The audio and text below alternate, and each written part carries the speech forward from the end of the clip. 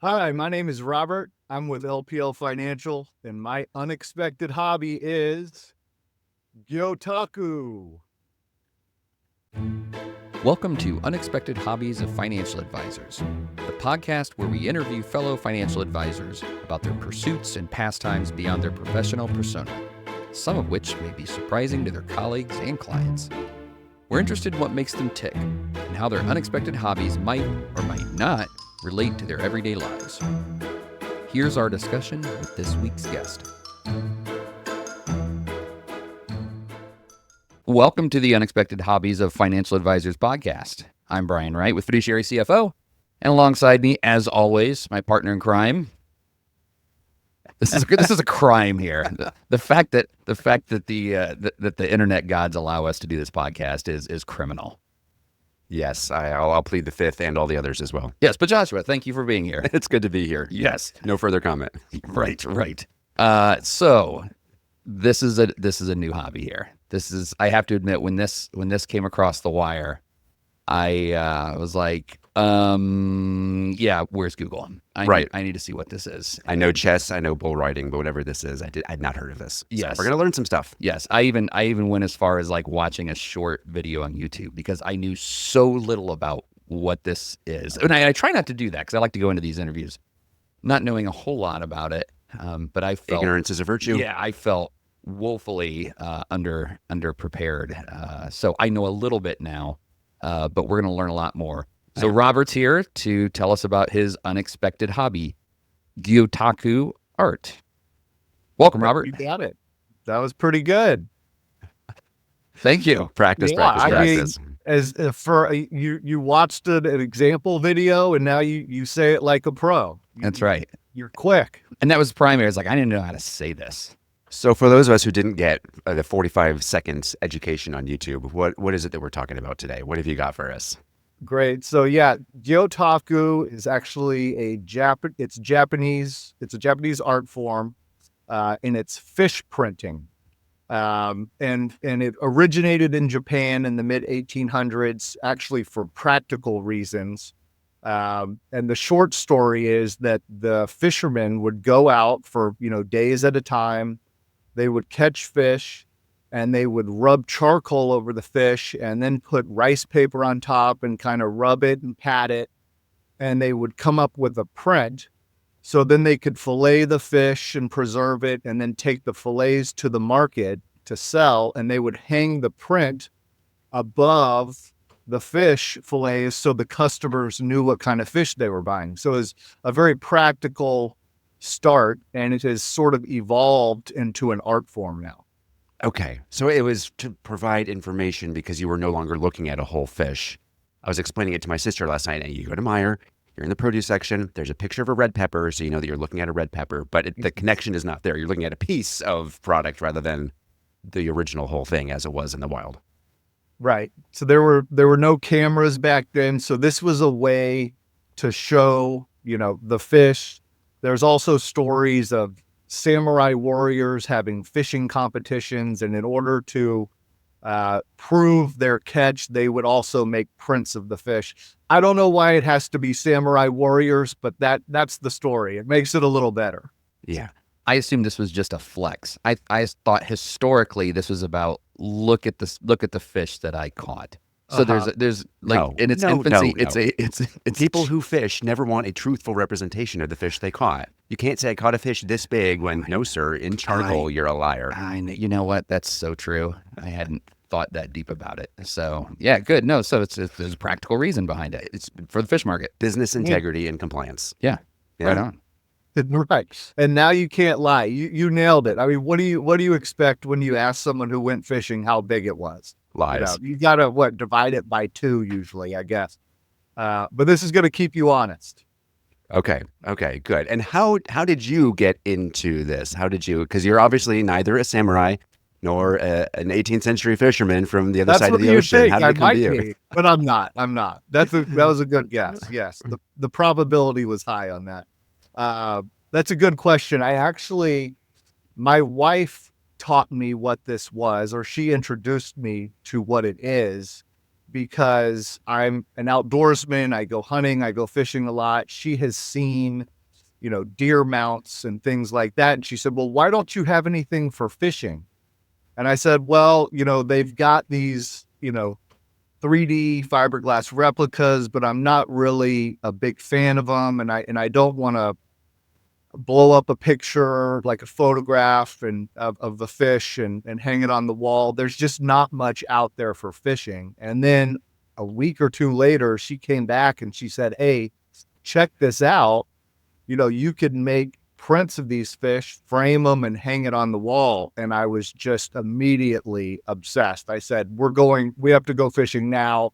I've got to get my hands on a bluegill and try this out. And it has become an obsession. Okay. Highly recommended.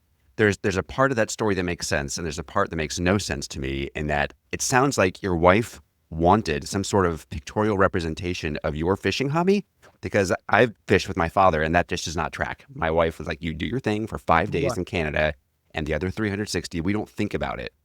Sure. But yeah, she wanted fish on the wall, just 2D rather than 3D. Is that what I'm hearing? I mean, this was early in our marriage, where she wanted me to still be happy, right? Okay. So You've been doing this a very long time then. yeah, I've been doing this for a while, and I always tell people, she says, there's no way you're hanging a fiberglass replica in our living room anyway. But these, are more artistic when you frame them and hang it on the wall. It's got a different look that is more on that artsy side, and she's okay with that. So, if you're looking to show off your catch in the living room, this is an option for you. It's good, yeah. But it looks old. Like It does, how right? old is that? Like, is that just like a couple years old? Like, when did you do that? I caught this just a few. This is a Kubera snapper I caught in Key West, and I just made a print of the head because it was such a big fish. But of course, I could have made a print of the whole body, but I just went with the head and this pectoral fin. But yeah, this is just a few years old, but it has that very old kind of fossil type of it looks like a fossil, of a monster. But no, that's from Key West. Neat. Yeah. What's on the bottom portion of the artwork? Is it something? Did you write something there? Or? That's a good question. So typically I'll write, what kind of fish it was, Kubera snapper, location and date, and then I signed it. And then this red stamp is actually traditional to Gyotaku artists in Japan. It's called a name seal. And my wife got this for me too, which is supposed to be my last name of Chenoweth in Japanese. It's the best they could translate, but it's a traditional naming seal for artists in Japan. Usually they won't sign their name. They'll just put their name seal, which I guess is equivalent to a signature. So we got people, there's a guy who grew up in our church. He's like 15 years younger than me. So we got to see him go from 6-year-old and then to Moody, and then became a missionary in Japan. And when his family went there, and the day they got their stamps, like we can sign documents now because we have our stamps. And that was, it's a big deal to have one of those. I don't have a stamp. Well, I don't either, but someday. There we go. I do, and I just trust that it's my name. Right.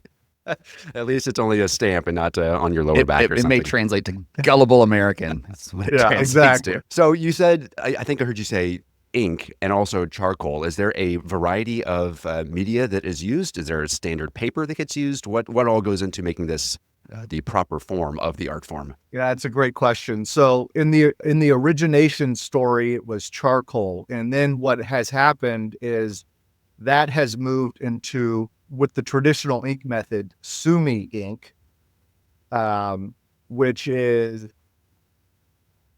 basically it's condensed kind of a charcoal or sappy kind of stuff combined together, and you mix it with water. So that's the traditional method. You can also get it in a bottle. You can also use acrylic ink. You'll want to stick with non-toxic stuff so you can eat the fish later.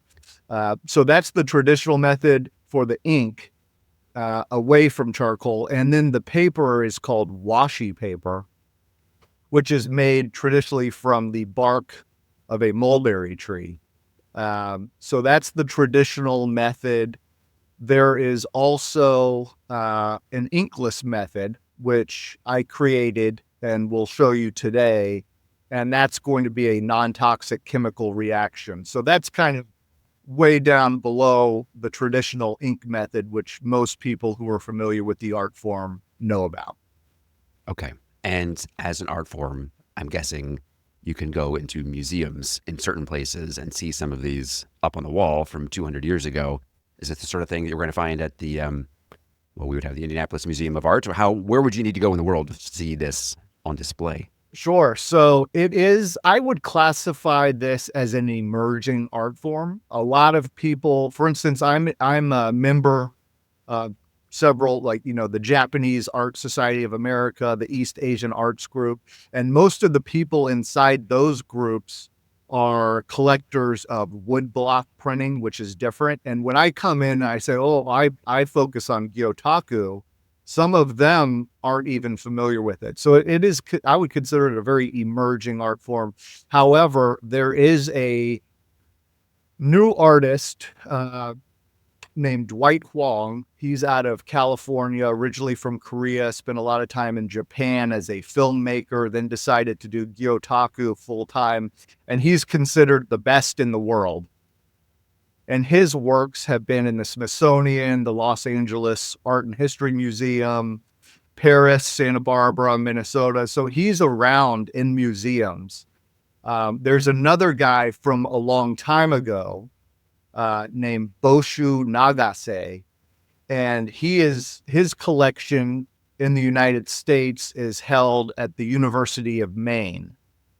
So they will occasionally put his artwork on exhibit there. So you've got the old school Boshu Nagase, and then kind of the newer guy, Dwight Huang, who's kind of taking over as far as leading artist. And producing new material, I'm Right. guessing. Yeah. Yes, Okay. so he is. You might, if you pay attention to West Coast news, not many people do, but if you've heard of the football fish or the oar fish that have washed ashore over the past 3 years or so, which are considered the most rare fish around, I guess, the football fish, only 31 have ever been in human possession. Oh, And the science organization, they're given to the science organizations to study and freeze, and they call Dwight and they say, hey, come make prints of these before we start doing our tests. So they actually call Dwight to come and do those prints as a recording. Mm-hmm. and I guess he's working with not just something that somebody's going to eat, but that scientists are going to study. So does he have to be extra careful with ink, charcoal, sumi, whatever he's using for So he not damaging the material? Right. He uses the sumi ink, which washes right off of the fish. So initially, you will paint the fish with the ink. It's black. The traditional method uses black sumi ink. And then you'll paint the fish, and then you'll take the paper, put it on top and kind of pat it and rub it.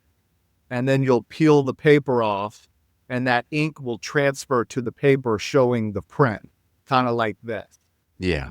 Any ink that's left on the fish can be easily washed off. And you said the traditional method was black ink. Correct. Mm-hmm. Are there, do crazy people go and use red or blue or all the colors of the rainbow at once? They're nuts. They're absolutely insane. But yes, they will do colored ink. And Dwight has actually just started doing some colored prints as well. But yeah, if you catch, there's obviously some beautiful colored fish out there. This Kubera snapper is kind of an orange and black, and some people, what they'll do is they'll put the colors to exactly on the fish that exactly match the fish. So they'll basically just color over it so that when you put the paper on top and press it and rub it and peel it off, it will be accurate to the color spread on the fish. Okay, yeah, I'm not sure I'd recognize a walleye without the gold belly, and that makes sense that you could have the option of doing it either way if you liked. Right. Hmm. Huh. Okay. And so your wife got you into this, and what's been her take on it as you've really embraced it for the long term? Yeah, I mean, she didn't realize how deep I was to get into this. Although she realizes I'm kind of, when I find something I like, I'm really all in. Uh, but I have become, one of Dwight Wong's largest collectors. So we have 18 of his originals now. We started with one, and she was thinking, oh, that's neat. We've got one, and then all of a sudden we have 18, including that football fish, the 30th football fish. I've got that, and so heavily involved in collecting. Obviously, innovating with the Inkless method, and my small business that I started, the paper fin, with the Inkless method, and just in communicating with my wife, half the conversations end up being about Gyotaku. So she might be she might be Regret. regretting that one day that she told me about it. But overall, she's a big fan. She's This a is big not a fan. show. This is not a show at all about finance or investing or anything. But you say 18 pieces of art. I'm thinking that's a substantial collection, and that requires like Right. you got to insure something of that magnitude. It That's is serious. insured. Yes, Yeah. I Okay. insure all of it. I use a lot of those pieces because I travel around and promote the art form overall. So what I'll do is I'll bring a few of Dwight's pieces that I own to display as an example of how amazing the art form can be. And then I'll do demonstrations with the traditional ink method and the inkless method, and teach people how to do it so that they can go try it themselves. What sort of places are you doing this? So I do it for a lot of fishing club. I do it at resorts. I've got an event out in the Florida Keys over spring break. I teach at the Japanese Cultural Center here in Chicago. So I'm kind of all around, all over the place. I did an event at the Patagonia store in Chicago recently. We had 50 people show up to that, and I teach about the history and do demonstrations, and then we do audience printing. So it's kind of all over, but it's certainly I really enjoy it, and people really find it entertaining to watch and to do themselves. What makes a print good? Like, how does somebody become well known and regarded for being a quality artist? What represents quality? Like, how would I look at one and go, "Oh, that's trash," and or Sure, be amazed by it just by looking at it? that's a good question, and I want to lead off with, it's really in the eye of the beholder, because some of the prints I find that I make that are what I would consider the best versus something that I consider to have flaws in it.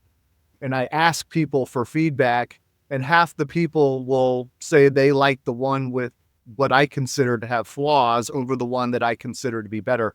So initially, like most art, it is in the eye of the beholder. But when we're talking about technical practice, there are some common mistakes. For instance, if the ink is too thick on a spot, you will lose detail in the fish. You're supposed to be able to see, individual scales. You can notice individual scales, details, these lines in the fin, lines around the mouth. So these fish have a lot of details, some that you can't even see with your eye, but that will be picked up with the print. So seeing those, making sure they're not smeared or smudged. A lot of it has to do with applying and mixing the ink. The ink could be too uh, thin, and it could soak into the paper and sort of blotch the paper. So that's Yeah, another error. bleed. But when Yeah, you want to get really into it, the traditional method is done as a profile of the fish. So kind of just like the side of your face of the fish. Um, Dwight has mastered a practice where he can make the fish turn in different angles and looking different ways. And as soon as you start messing with anything outside of the portrait style, you know you're looking at someone's art who has really mastered this art form.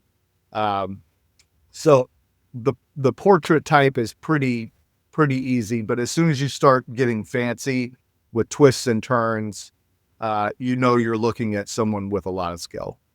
Is there any touch-up work that you have to do after the paper comes off of the fish, where you just kind of like clean up and make the edges nice, or is it literally what you see is what you get? Like that I'm is so, I'm so glad you asked that question, because there's different groups of people.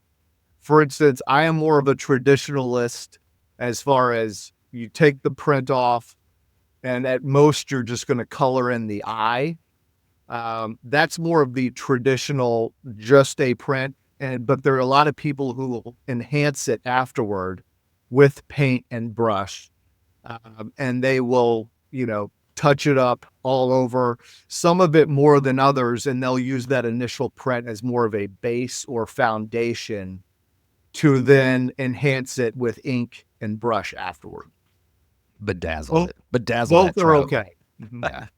How big can the piece get? Like that's a portion of a large fish. If you Right. had wanted to, could you have gone 6 foot by 8 foot and made a real statement piece out of it? Yeah, there are people who they'll go buy a bed sheet and, they'll catch a marlin or something in Florida, and you'll see somebody on the dock that you can commission, and they'll paint it and, throw this big bed sheet over it and pat it and rub it and peel it off, and you'll have a huge, and so the sky's the limit. As big of a sheet as you could find, that's one method. Usually I always use paper. So the paper will limit the sizes you can print, but if it's a huge fish, you can go get something like a big piece of claw, Okay. to And enable that. is the boundary of the art form confined to fish, or are you going to see octopus and squid and anemones and all sorts of other crazy stuff? Anything you could imagine. So I'm also a member of the Nature Printing Society, which focuses a lot on printing leaves and foliage. So you'll see prints. I have prints where I've added leaf to where it'll kind of look like an underwater scene. Dwight Wong, who I'm referencing again, he adds kelp. He does people's faces. I've got one of a trout with a fly stuck in its mouth, connected to the line, connected to the rod and reel in one of Dwight's prints that I own. People will also do something called sumi nagashi, which is paper marbling, where you will have floating ink and you'll rest the paper in the water and it will pick up that floating ink and look like a marbling of the paper. So there's a lot you can do. If you could put the paint on it and then get the paper and be able to pat and rub it and pull it off, you can get a print. You've mentioned traveling for the purpose of education and showing other people and helping them learn about this. Are there places that you travel to find other like-minded people? Are there conventions for this form of art, or are there not enough of you yet?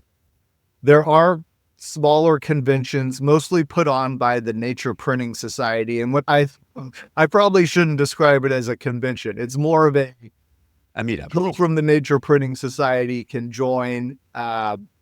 One very amazing thing that I love about the Nature Printing Society is that a lot of members come from backgrounds. For instance, the head of the Oregon State Marine Biology department, she's in the Nature Printing Society, and so she'll invite us all to the Oregon State department, and we'll be able to defrost rare fish that they have, make prints of them.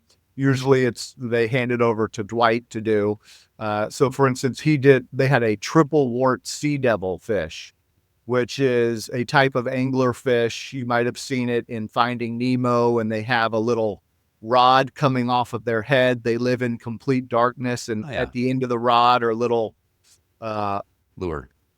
things that will glow in the dark, attracting bait fish right into their mouth, and they eat them. So these are really rare fish we get access to. But yeah, they'll have a lot of, they have a meeting once a year and we'll share our talents. Cool. Neat. Okay. And one of the questions we like to ask people is that as people get involved in these communities and meet other people, people often talk about what do you do other than the art thing.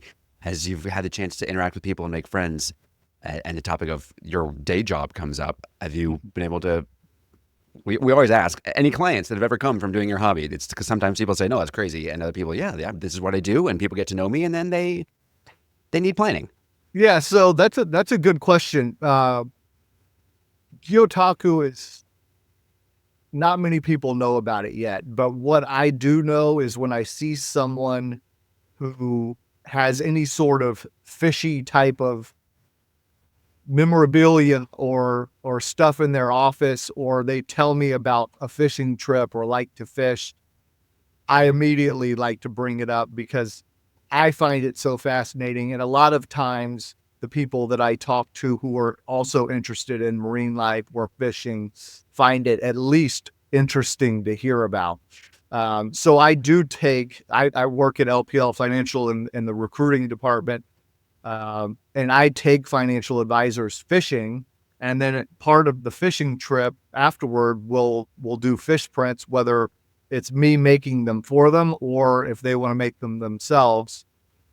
We can create mementos of that fishing trip that I've taken them on, and hopefully frame it and hang it in their office. So what I know about fishing in central and upper Illinois is Asian carp. Is that, have you ever had the privilege of pulling one of those out of the waters and getting it on paper? I have not printed a carp. Because why would you, right?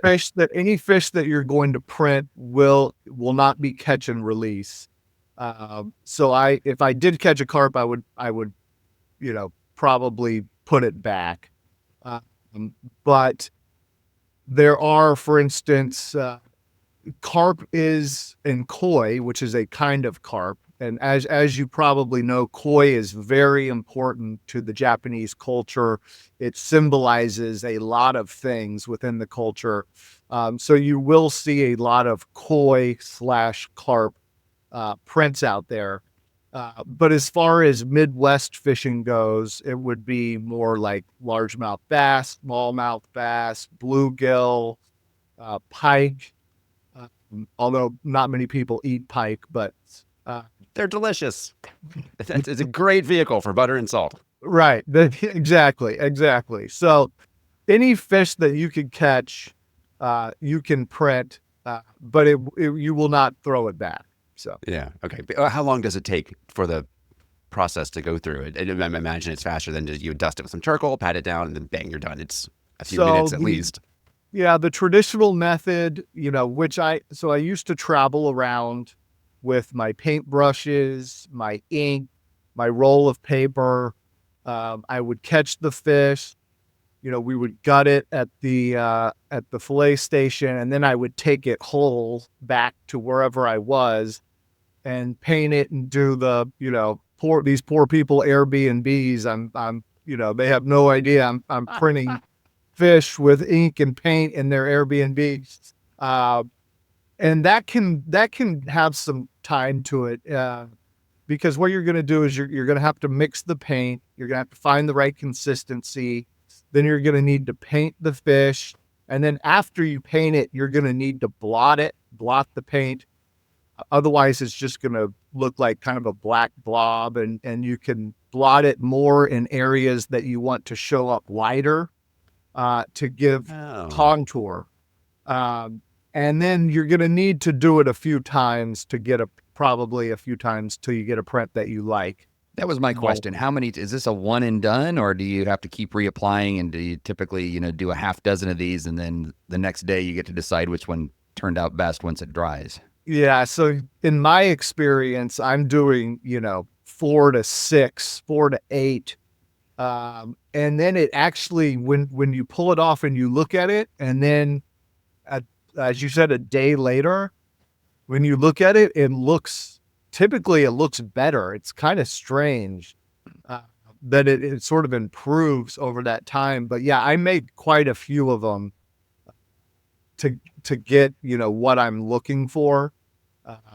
The Inkless method that I came up with was actually it was a solution to the hardships that you run into with paint and ink and the timing and all the equipment you have to bring. So the Inkless method that I created is better suited for anglers on the go. If I'm traveling and I can do this right at the dock, or I can even do it on the boat, because there's no mess, because there's no ink, there's no drying time. It's very easy and simple. When I removed the paint, it basically removed the necessity to have artistic abilities. So anyone can do it, and they don't have to worry about all the hardships that come with ink or It's the like mess. the 50 years ago would have been the Polaroid versus darkroom That's right. It's comparison. an Yeah. innovation.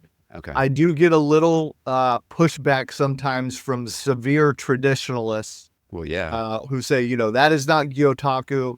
And I agree, it is not traditional Gyotaku, which I am a huge fan of, obviously. But this is an innovative method to make it easier for people who want to make prints on the go when they go fishing. So, And that original process you described was done on a boat, a fishing vessel, by the people who developed this craft, which makes it sound a lot more. Everything's more difficult on a boat. So sure. that sounds hard. Yeah, I would love to see one of those prints that they talk about hanging in a fish market. I would just die to see one. I haven't been able to, of course, but you've got to imagine that that's got to be difficult. Did they have a guy who sat over here, and waited for the fish? You don't fish, but you just make the prints. Who knows? But it's got to be tough. Does this still happen in fish markets? Like if you traveled to Tokyo or whatever, would you be able to? Is that an option, or is that from the past? I haven't been over there. I think it's from the past, but I do know, when you go over there, a lot of restaurants will have these fish prints hanging up in their restaurants just as decor. But at the fish market, I doubt they have them anymore. Yeah. Imagine going back in time and telling one of these fish market guys, like, hey, that red snapper, that's gonna be art one day. An art Forget form. the fish. What you're doing is the art. Yeah. Yeah. When I was in high school, I worked at a grocery store, and there was a girl that they hired that would come in every week and would like draw, and she had like good, nice handwriting, and would like draw bananas, 49 cents a pound or whatever, on these signs, and those would be placed around the store. And I'm just imagining them like, that's an art form. That's gonna 100 years from now, people are going to be celebrating these. When nobody's heard of Marsh anymore, they'll have your banana. Yes, exactly. Or like you go to a coffee shop and they have, the chalk art, artwork on the boards. So you go to Meyer, up on the wall, they've got a cow, a 20-foot version of a cow in chalk with like, this is this cut and this is that cut. And yeah. All right. We've been to grocery stores. Check that out. Squirrel. I'm going to start collecting grocery store art. Yeah, there you go. All right. Well, as you've been doing this for a long time, are there lessons that you've learned from doing this that are applicable to? What lessons have you drawn that you can apply in your daily life as an advisor or a recruiter? That's an interesting question. I think creativity is something that this has really enhanced in my personality. This is an art form, and a lot of artwork comes from creativity, and this has kind of boosted my creativity. It's also something very interesting to talk about, gives me an understanding of different cultures and how things have been done in the past. So just understanding how this used to be used for practical purposes and has become an art form kind of opens your eyes to looking at things differently. I think patience is something that I lack a lot of traditionally in my life, and getting involved in Gyotaku and fish printing and having to do prints over, to get that look that you're looking for. Not only gives you patience, but it also teaches you that sometimes looking for something to be perfect isn't always the best route. There's a lot of imperfections in this art form. Each print is unique to the next, and different prints have different, you look at them and you see different things inside of each of them. So it really is kind of an eye-opening experience, and taught me to look at life and things a little bit differently. Um, and it's all been positive. Yeah. And you mentioned that you have 3 different specimens of art and 3 different people. Each person's going to see something different in each one and be drawn to one or the other. And that, I guess that makes a lot of sense in our world as well. So if you do 5 or 6 of these every time you have a new specimen, do you end up framing all of them, or do 4 of them end up in a crumpled, in a trash bin somewhere? There are, if you came over here, there are rooms that are covered in ones that I did not frame, that I just can't throw them out. So usually what I will do is I will frame the one that I like the best and hang it up. And I'm going to need a second house because I'm running out of walls. And my wife she says, we're done in the living area. So she restricts it, but upstairs in sort of my area, it's covered, but yeah, they're all over. What about your office? Do you have an office at work that you can decorate, or you strictly work from what home? You're seeing, so I am kind of in my temporary office right now, which is in the attic of my Chicago home, and it's shaped like this. So you're seeing behind me a wall that is slanted, not vertical. Okay, right? Yeah. So if it was, you would see, if I turn the camera around, I mean, I'm looking at a Jack Crevalle, a king mackerel, a flounder, a tuna, a swordfish tail, bass, a walleye, a spadefish, trout, octopus, mahi. I'm looking at all of those right now away from the camera. They're all hanging in here. Wow. Ones Okay. that I made. Yeah, cool. And speaking of tails of fish, we see that you've got a specimen there in front of you. Is this the sort of thing that you can knock out in less than 5 minutes so that we... This is something I can knock out with my Inkless method in less than a minute. Oh, okay. Let's see it done. Yeah. And I'm So eager to... this is a tuna tail. Something else I do is I've gained some popularity in the fishing tournament scenes. And so these fishing tournaments will have me come out, and when they bring the fish in at weigh-in, they'll have me make prints of it. Get Robert over here. We got a real specimen. Yeah, exactly. So this is a tuna tail from the Tuna and Tiaras fishing tournament, which is in Ocean City, Maryland. It's an all women's tournament. And so they had me out to make prints, and I kept the tail. So if any of those contestants are financial advisors, then send them our way. We would have them as a guest. Indeed. I will be on the lookout, because there are a lot of advisors who fish, and I will send them your way. Right on. So what I'm going to show you today is using my Inkless method. It's called the paper fin, and it starts off with this towelette.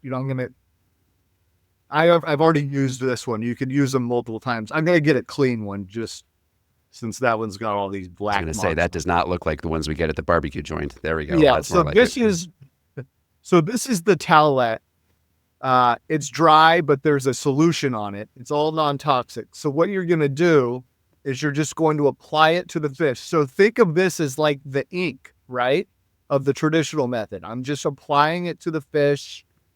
And this solution, what it's going to do is it's going to react to the coating on my paper. So you need both to make it work. So what we've done is we've applied the solution, right? Yeah. So I'm going to turn this over because the solution has gotten onto this little piece of cardboard, and anything that the solution touches is going to react to the paper. So I've got my paper here, and It looks this thick, cardstock. it is thicker because it has a coating on it. It's not as thick as cardstock, but it's stronger paper. It's not printer paper. Yeah. And so one side has the coating on it, the other side doesn't. And what you'll do is, just like the traditional method, you'll just place it on top and you'll just kind of hold it steady and rub over it, kind of getting all the nooks and crannies. And what's happening here is a non-toxic chemical reaction. That solution is reacting to the coating on the paper. And when I pull it off, you'll see the print. And unlike paint, there will be no drying time. It'll be set and it'll be ready to frame and hang on the wall. So drum roll. Here we go. Here we go. Oh, wow. There it is. And there is detail. Some of it's thicker and some of it's darker and some of it's, wow. Wow. It almost, if you look at it sideways, it almost looks like wings, but now it's. Yeah, it does. And it'll, it kind of looks like, it does look like wing. Actually, it looks like the emblem of the Air Force is what it looks like. That's cool. That is neat. It's a match. How about that? So it's a easy way to make, a memento of what you catch.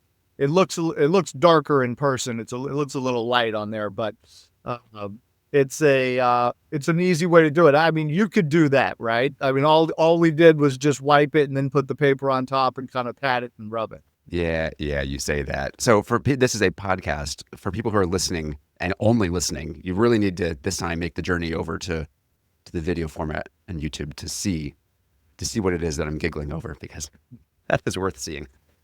So you say you created this method.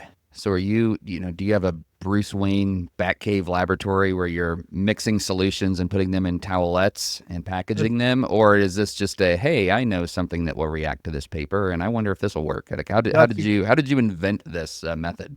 That's a good question. So I am not the chemist, but what I did was when I went on this one fishing trip and I brought all my stuff and I was making prints of this big king mackerel, and I was thinking, it's too much.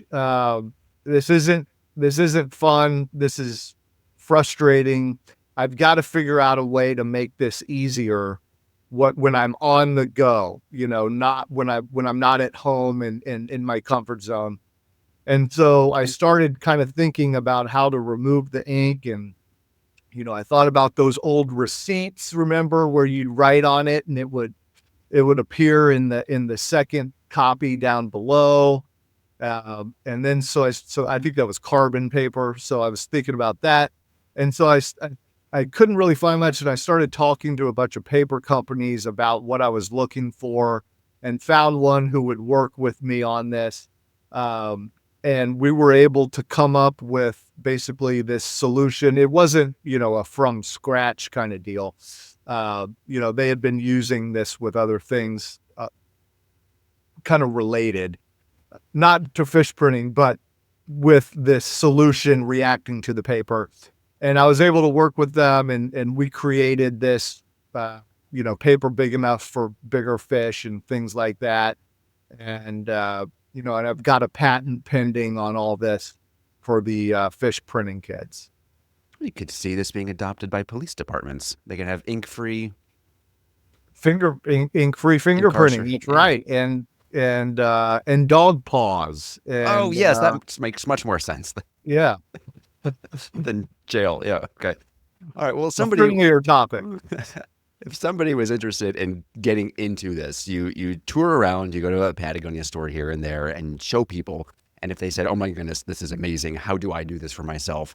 Do you have a website? Mm-hmm. Social media? Where do people go to learn more? Yeah. So, if you want to learn more about the traditional method, I would just Google fish printing or Gyotaku. If you want to learn more about the inkless method, if you want to avoid the hassles of the ink, you could go to my website, which is thepaperfin.com. It's paper and then fin like a fish, fin.com. And you can learn about the Inkless method. Okay. Okay. And if you're in Chicago, I teach at the Japanese Cultural Center, both methods. So you can learn both with me. Okay. And if people wanted to find out more about your day job and the work you do with LPL, how do they find you there? Let's see. Well, I guess I know that you're new, so maybe it's too soon to ask, but since Well, you're they can- still yeah, decorating your office. I would, it's Robert.Chenoweth at LPLFinancial.com. I would love to talk to any advisors in Southern Illinois or Indiana about Gyotaku or about LPL. Either topic I would love. Excellent. Excellent. All right. Well, this is a first. Like, Every single one of these. so yeah, We'll let you know the next time we have one of you on. yeah, yeah. There are hobbies where, it's like, oh, this person's into guitar. This is an electric guitar. Oh, this one's into metal guitar. But it's like it's all guitar. So we feel like, well, we sort of had this. We may go a long time before we have to turn somebody away because they were into this hobby. Fish printing, we've done that already. Yeah. Been there. I had a feeling you had never heard of this one before, but I love what y'all are doing. This is fantastic. Yeah, thank you for that, and thank you for coming on. This has been really, really interesting, and glad to have met you to learn about this unexpected hobby. Unexpected indeed. Thank you so much. I appreciate it, guys. Thanks, Robert.